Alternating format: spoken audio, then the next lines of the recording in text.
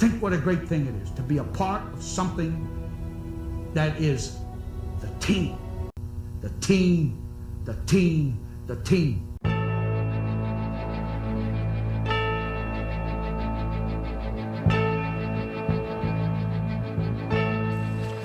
Let's talk about running during warm-ups to practice softball skills. We want to start in an effective ready position, which is relaxed, not tense, relaxed, knees bent, feet slightly outside your shoulders, able to spring any direction that the ball might be hit. Our hands we're going to position like this. Be sure you don't have your fingertips pointed straight out to protect them. The reason we position our hands like this is so we have an equal opportunity to catch balls hit above our waist and below our waist. So we don't want to start with the glove down here or up here. We position it in the middle of this radius. The first thing we're going to talk about is going back on a fly ball hit over your head. If the fly ball is going to be on your left side, you'll take a drop step with your left foot as your initial reaction. If it's going to be hit over your right side, you'll drop step with your right foot. Then you'll take a series of what we call crossover steps, which involves turning your body to the side, but allowing you to keep your eye on the ball. And your feet will cross over each other as you run back with your eye on the ball. Ideal position to catch a fly ball that you have to first go back on is to position yourself, get to a position where you're a couple steps behind the ball, so then you can step forward into it. Ideally, you want to catch it above your glove shoulder. Like this. You position your body a little bit so that once you catch that ball, you're already in a great throwing position. Also, we want to practice, once we've practiced this, we want to go into what's called a crow hop, which is basically nothing more than a quick, simultaneous turn, step, and hop. This allows you to get some momentum toward your throw. It would look something like this. And then, of course, you'll release the ball. Altogether, in a compact form, this would be drop step, crossover step, crow hop to my glove hand side.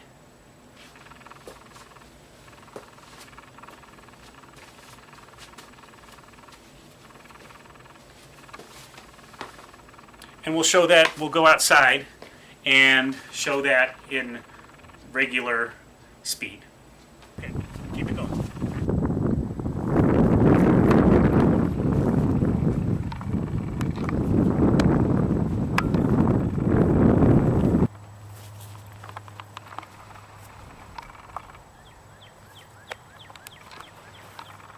The next way we want to run while practicing softball skills is by coming up on a ball, which actually we do much more commonly, especially at this age, than we do retreating on a ball.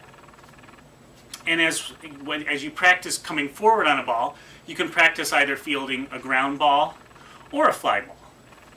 They're both going to be similar. You'll start in your ready position. You'll just run forward, and if it were a fly ball, stop, mind your catch, and go into your crow hop. If it were a ground ball, very similar.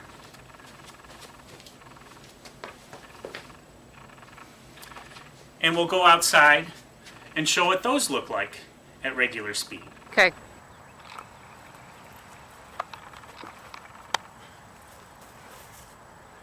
Okay.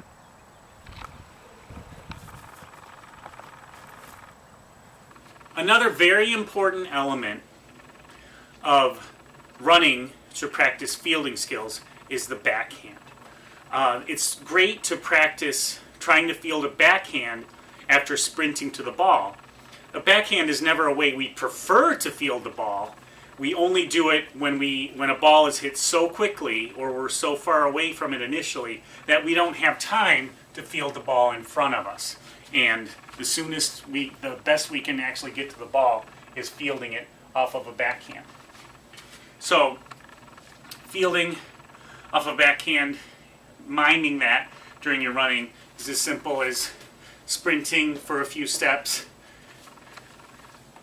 getting down and fielding that backhand, and then you can come up and mime your turn, step, throw. Here's how it would look like outdoors at full speed. Okay.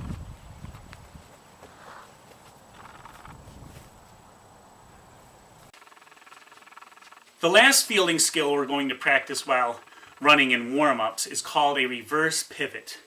It is a very efficient way to get the ball to a teammate after you field it. The reverse pivot comes into play when a fielder is going to their left and then they need to throw the ball to a teammate to the right. Very frequently you'll see this happen when a right center fielder or right fielder fields the ball and then needs to throw it to, say, second base or even a cutoff person. So when a fielder is running this way to field a ball and then they need to throw it back that direction, a lot of young players, their common reaction would be to shuffle back into that position and take multiple steps to get back into that position. That's actually not the quickest way to do it. The quickest way to do it is more fun. It's called a reverse pivot. That once you're in this position and you know that your throwing target's going to be back that way, you'll actually turn your back to that fielder for a split second by just taking one step, and then you're ready to throw to them.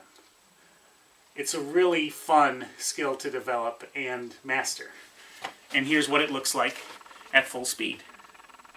Go.